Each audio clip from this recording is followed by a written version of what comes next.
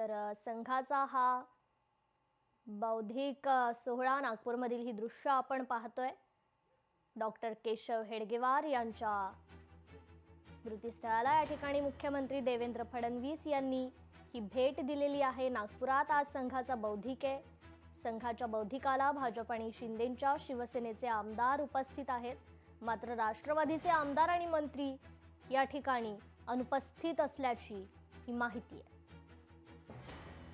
Doctor Keshav Hedgewar यांच्या स्मृतीस्थळाला मुख्यमंत्र्यांनी आता ही भेट दिलेली आहे। दरवर्षी अधिवेशनाच्या दरम्यान ही भेट दिली जाते, तर आज नागपुरात संघाचं हे बौद्धिक आहे।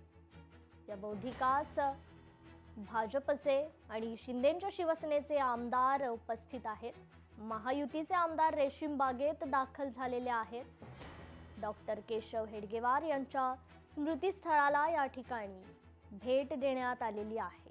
तर पुष्पांजली अर्पण करून ही भेट देण्यात आली।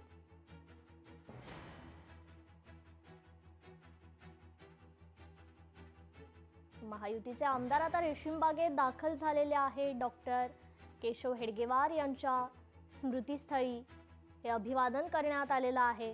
तर आज संघाचं देखील बौद्धिक आहे। या बौद्धिकास महायुतीचे हे आमदार उपस्थित आहेत, मात्र राष्ट्रवादीचे मंत्री आमदार या ठिकाणी उपस्थित नसल्याची माहिती आहे। तर डॉक्टर केशव हेडगेवार यांच्या स्मृतीस्थळाला भेट देऊन हे अभिवादन करण्यात आलेलं आहे। मुख्यमंत्री देवेंद्र फडणवीस यांनी हे अभिवादन केलंय। त्यांच्या समवेत अनेक आमदार मंत्री देखील या ठिकाणी उपस्थित आहेत। नागपुरात आज अधिवेशनाचा शेवटचा दिवस आहे।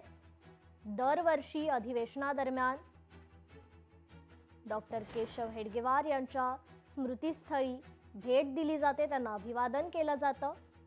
खरं तर मागच्या वर्षीही अजित पवार या ठिकाणी उपस्थित नव्हते। या वर्षी देखील राष्ट्रवादीचे नेते, राष्ट्रवादीचे आमदार मंत्री या ठिकाणी उपस्थित नाहीयेत, मात्र मुख्यमंत्र्यांनी दरवर्षीप्रमाणे याही वर्षी डॉक्टर केशव हेडगेवार यांच्या स्मृतीस्थळी भेट देऊन अभिवादन केलेलं आहे। तर ही दृश्य आपण थेट त्या ठिकाणी पाहतोय। आज संघाचा बौद्धिक आहे नागपुरात। बौद्धिकास महायुतीचे हे जे मंत्री आहेत, आमदार आहेत, ते उपस्थित आहेत।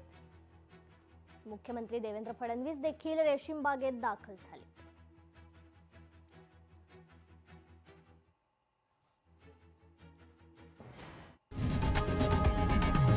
लोकशाही मराठी ऐका, पहा, जागरूक रहा।